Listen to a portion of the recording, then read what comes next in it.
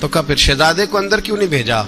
कहा मैंने कहा था। वो कहने लगे अगर अमीरुल मोमिनीन मसरूफ हैं तो मैं जोहर में मिल लूंगा। हजरत उमर रोने लगे। फरमाया बेटे तूने अच्छा नहीं किया। फिर मस्जिद नहीं गए, सीधे इमाम हसन के दरवाजे दस्तक दी। इमाम हसन बाहर आए। कहा शहजादे आए थे तो मिले क्यों नहीं? तो इमाम हसन कहने लगे हुजूर आपका अपना बेटा दरवाजे पे खड़ा था, आपका अपना बेटा दरवाजे पे खड़ा था, वो मना भी किया था आपने तो मैं जोर में मिल लेता। हजरत इमाम हसन फरमाते जोशे जज्बात में जनाबे उमर ने सर से पगड़ी उतार दी। जोशे जज्बात में कहने लगे हसन मेरे बेटे का और आपका क्या मुकाबला? क्या उसकी मां का नाम फातिमा ज़हरा है? क्या उसकी नानी का नाम खतीजतुल कुबरा है? क्या उसके नाने का नाम मोहम्मद मुस्तफा है? आपका और उसका क्या मुकाबला? फिर रो पड़े और कहने लगे बेटे मैं मक्के के सहराओं में ऊंट चराया करता था, ये जो मेरे सर पर इज्जत के बाल हैं ये तेरे नाने के उगाए हुए। मैं मक्के के खबरदार शहजादे खबरदार। ओ भाई अहले बैत नबुव्वत के अदब का रंग अगर सिखाया है तो सैयदना उमर ने सिखाया है। हजरत उमर फारूक अथॉरिटी है, इस्लाम की अथॉरिटी।